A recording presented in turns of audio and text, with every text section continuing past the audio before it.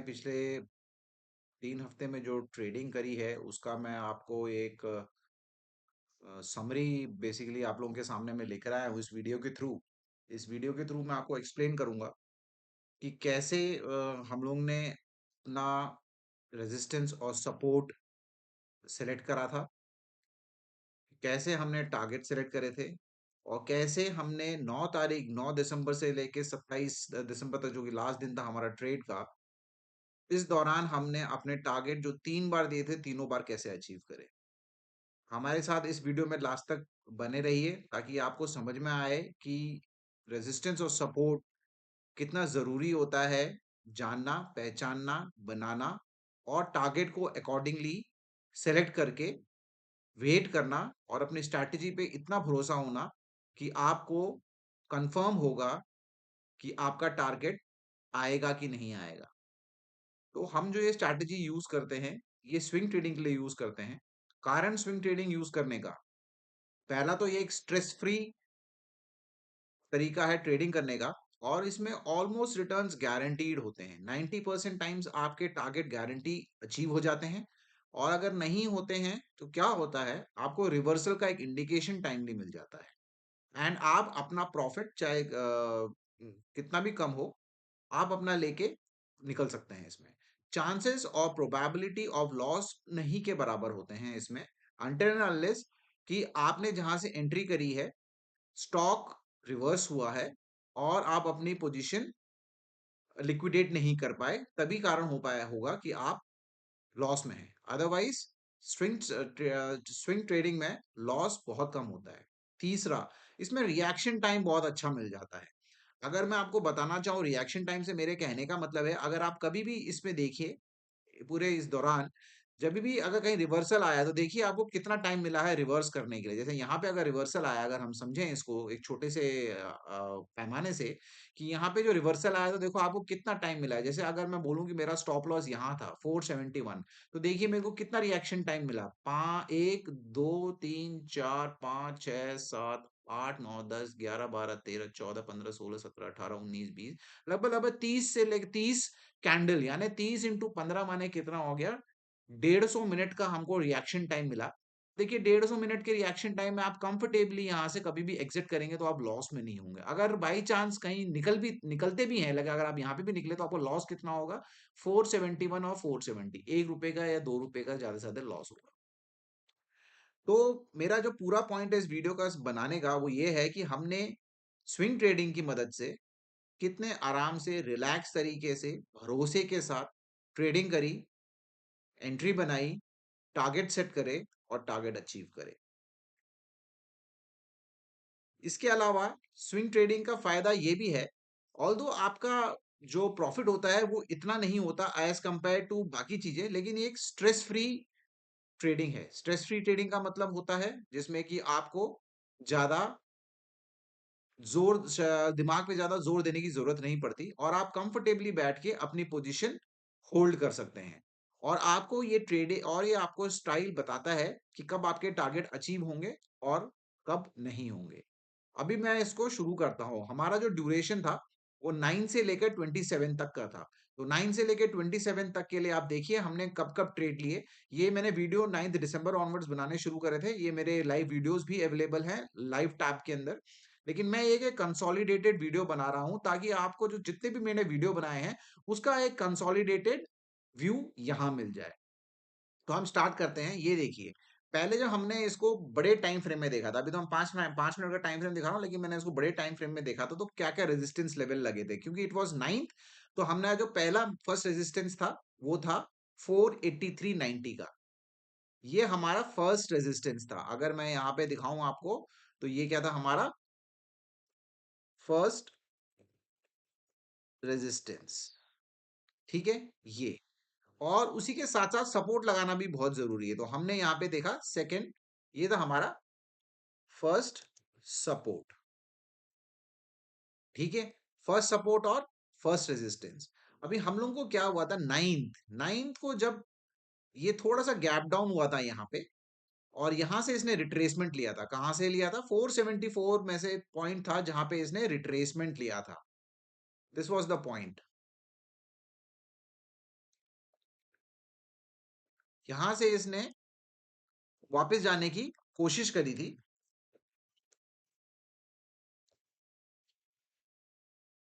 और हमने क्या करा, यहाँ पे हमने एक शॉर्ट पोजीशन, नाइन्थ को यहाँ पे हमने एक शॉर्ट पोजीशन बनाई थी।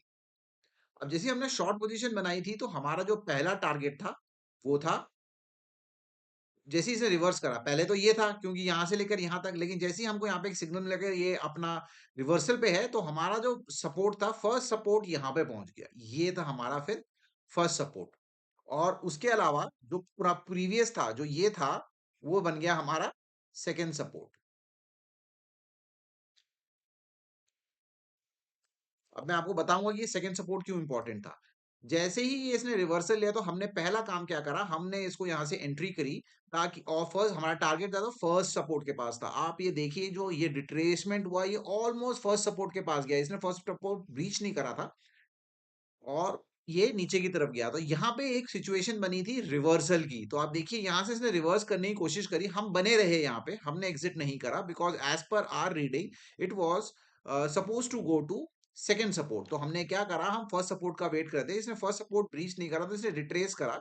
रिट्रेसमेंट के बाद क्या हुआ, 11th को देखिए कंसोलिडेट हुआ, तो हमने क्या करा था कि हमने यहाँ पे रेजिस्टेंस में, जो ये रेजिस्टेंस बना हुआ था हमारा, इस रेजिस्टेंस में हमने अपना स्टॉप लॉस लगा रहा था। अगर यहाँ से वापस भी जाता, तो हमने यहाँ पे अपना पोजीशन हम काट देते, तो हमारा लॉस कितना होता, हमारा लॉस होता 469 और 475, that would have been 6 rupees.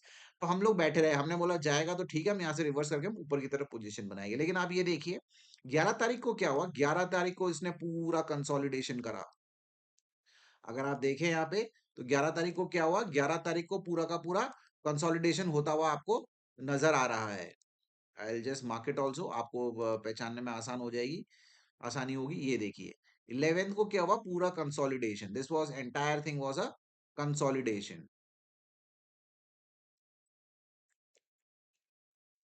ये एक और रीजन था जहां पे हमको विश्वास हो गया कि ये ऊपर नहीं जाएगा, नीचे जाएगा। और देखिए अगले दिन जैसे 12 तारीख को खुला, उसने पहला रेजिस्टेंस ब्रीच करा, ये फर्स्ट रेजिस्टेंस इसने यहां ब्रीच करा। उसके बाद क्या हुआ, जैसे इसने फर्स्ट रेजिस्टेंस ब्रीच करा, सॉरी सपोर्ट ब्रीच करा, तो हम तैयार हो गए अगले सपोर्ट जाने के लिए। हमको पता था कि ये अगले सपोर्ट की तरफ जाएगा, अगला टारगेट ये है, क्योंकि इसने रिवर्सल नहीं दिया। तो सीधा आप देखिए, इसने 462 से लेकर 455 का लेवल तोड़ा, और जाके 451 के पास कहीं गया ये यहाँ पे।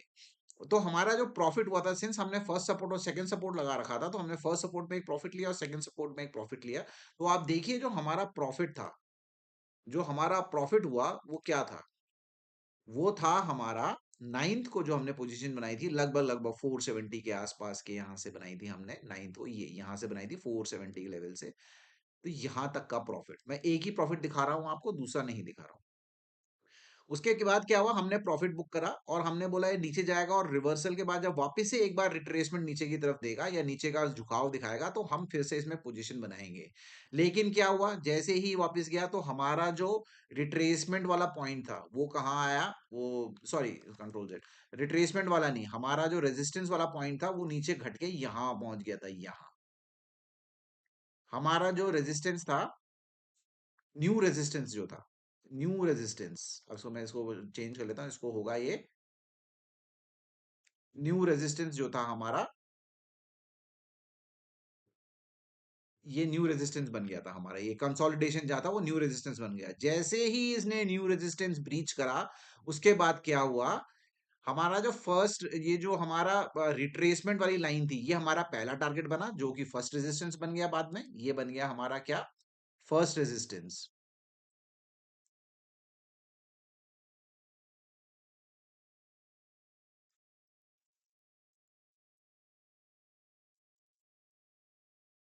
और उसके बाद जो फर्स्ट रेजिस्टेंस था वो बन गया हमारा सेकेंड रेजिस्टेंस।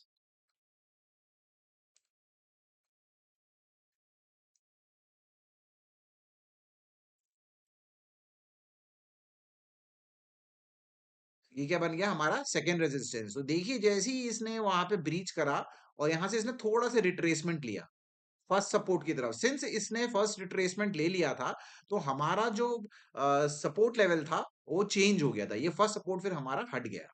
क्योंकि ये सेकंड सपोर्ट तक चले गया था। तो हमने यहाँ पे रिट्रेसमेंट लिया और यहाँ से हमको पूरा यकीन था कि ये वापस से जाएगा, बिकॉज़ इसने अपना एक हायर लेवल का रेजिस्टेंस ब्रीच करा था। तो हमको पता था यहाँ से अगले टारगेट की तरफ जाएगा, तो हम इसमें बने रहे। आप ये देखिए रिट्रेसमेंट था।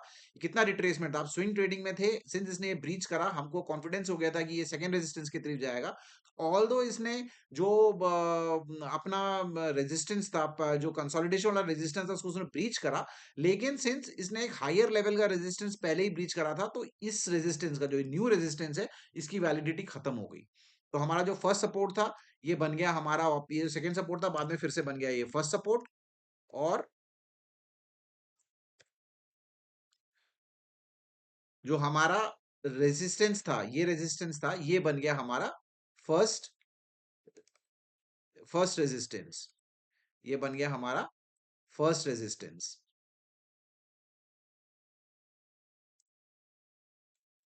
ठीक है, कंसोलिडेशन लगा गया फर्स्ट रेजिस्टेंस, और जैसे ही इसने इसको ब्रीच करा तो हम सेकंड रेजिस्टेंस में बैठ रहे। तो आप देखिए, हमने जो एंट्री बनाई थी वो कहीं यहां बनाई थी। कितने में बनाई थी? 467 के लेवल पे। 467 के लेवल पे यहां से बनी थी एंट्री, तो आप 468 ले लीजिए। 468 के बाद देखिए ये लगभग लगभग 477 तक गया, मतलब 10 रुपए का इसने प्रॉफिट यहाँ पे भी दिया, जहां पे हमने फिर इसको एग्जिट कर दिया, क्योंकि इसने हमको एक छोटा सा एक रेजिस्टेंस दिया था हम लोगों को।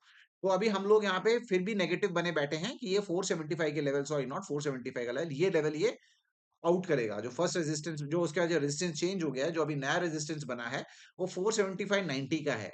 और मेरे को यकीन है ये मंडे को इसको ब्रीच करेगा, और इसके बाद अगर ये नहीं करता है और अपनी चाल ऊपर की तरफ कंटिन्यू रखता है, तो हम इसमें एक और पोजीशन बनाएंगे for the target of second resistance. अब ये देखिए, हमने इसमें लिक्विडेट इसलिए हो गए क्योंकि ये देखो 24 तारीख, 24, 25, 26, 27, 27 तक, 4-5 दिन तक यही कंसोलिडेट करता रहा। तो एक एक हाई रेजिस्टेंस लेवल भी बन जाता है, सेकंड रेजिस्टेंस एक हाई रेजिस्टेंस लेवल भी बन जाता है, जहां पे कि ये स्टॉक पिछले 5 दिन या 4 दिन से लगातार घूमे जा रहा है, उसको ब्रीच नहीं कर रहा है। इसका मतलब इसको तकलीफ हो रही है या बहुत रेजिस्टेंस मिल रहा है इसको ब्रीच होने के लिए। जब ये सेकंड रेजिस्टेंस को ब्रीच करेगा, उसके बाद ही मैं अपनी नई पोजीशन बनाऊंगा पॉजिटिव होने के लिए। एल्स मैंने यहाँ पे अपनी पोजीशन लिक्विडेट कर दी है, and I am very sure कि ये 475 का लेवल ब्रीच करेगा। और अगर ये 475 का लेवल ब्रीच करता है, तो हम अपने नए सपोर्ट्स, नए रेजिस्टेंस और नए टारगेट्स फिर बनाएंगे। तो ये टोटल था कि हमने कैसे अपना पूरा एनालिसिस एक करा स्विंग ट्रेडिंग के लिए, on the basis of our support and resistance. आप अगर सीखना चाहते हैं सपोर्ट और रेजिस्टेंस, आप हमसे जुड़िए, हमारे साथ मिलिए, और उसके बाद हमको आप हमारे चैनल को ज्वाइन कर सकते हैं, सब्सक्राइब कर सकते हैं, लाइक कर सकते हैं, ताकि हम आपको इनसाइड नॉलेज दे पाएँ, कैसे हम रेजिस्टेंस बनाते हैं और कैसे हमें ये कॉन्फिडेंस आता है कि ये टारगेट हमको अचीव होगा कि नहीं होगा। इसमें सबसे इम्पोर्टेंट बात ये है कि आपको अपनी स्ट्रैटेजी, जो स्ट्रैटेजी हमने बनाई है, उस पे भरोसा होना चाहिए। वो कैसे होगा? जब आप रेगुलर ट्रेड लेंगे, जब आप रेगुलर मार्केट में बने रहेंगे, जब आप अपना बैक टेस्टिंग करते रहेंगे, और हर तरीके स्टॉक्स के लिए मिड कैप, स्मॉल कैप और लार्ज कैप में इसको ट्राई और टेस्ट करेंगे। तो जो मैं ये स्ट्रैटेजी फॉलो करता हूँ, ये ट्राइड एंड टेस्टेड है। मैं पिछले लगभग लगभग 1.5-2 साल से काफी सारी स्ट्रैटेजीज को टेस्ट कर चुका हूँ, जिसमें से कि फाइनली जिस स्ट्रैटेजी में मैंने होम ऑन करा है, वो बहुत ही सक्सेसफुल रही है। ऑलमोस्ट मेरा जो हिट रेशियो है, ऑलमोस्ट आप कह सकते हैं 85 टू 90% है। स्मॉल लॉसेस होते हैं, बट जो लॉस टू प्रॉफिट रेशियो है वो बहुत हाई है। मैं कोशिश करता हूँ कि मैं जो एग्जिट करूँ स्टॉक को, वो मैं प्रॉफिट में ही एग्जिट करूँ। लॉस बहुत होने की चांसेस कम होती हैं, अनटिल अनलेस कि स्टॉक सडनली रिवर्सल दिखाता है। तो स्विंग ट्रेडिंग आप फॉलो कीजिए। काफी लोग हैं जो कि पैसा बनाने के चक्कर में, तेज जल्दी पैसा बनाने के चक्कर में स्कैल्पिंग करते हैं, या फिर अपना ऑप्शंस करते हैं, जो कि बहुत ही रिस्की बिजनेस है। इसमें क्या होता है कि आपको प्रॉफिट जितना होता नहीं है, उससे ज्यादा आप लॉस और टैक्सेस देने में चले जाते हैं, आपका पैसा चले जाता है। एक बार आपको प्रॉफिट हो सकता है, बट लगातार आपको प्रॉफिट होना इन सब चीज़ों में बहुत मुश्किल है। रिमेंबर, याद रखिए, पैसा बनाना और पैसा बढ़ाना 2 अलग चीज़ है।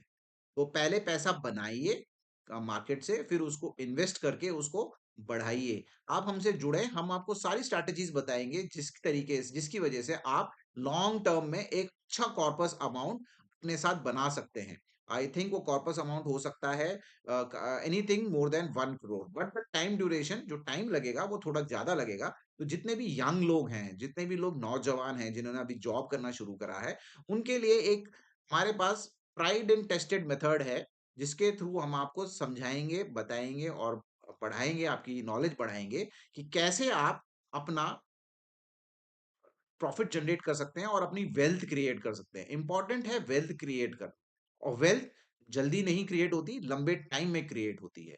तो ये सब समझने के लिए एक स्ट्रैटेजी होती है, एक तरीका होता है, एक अनुशासन होता है जिसे फॉलो करना बहुत ज़रूरी है। तो अगर आपने और जानना है इसके बारे में तो हमसे जुड़िए, हमारा चैनल देखिए, सब्सक्राइब कीजिए और हमें लाइक कीजिए और कमेंट बॉक्स में कमेंट ज़रूर दीजिएगा कि आप और क्या जानना चाहते हैं।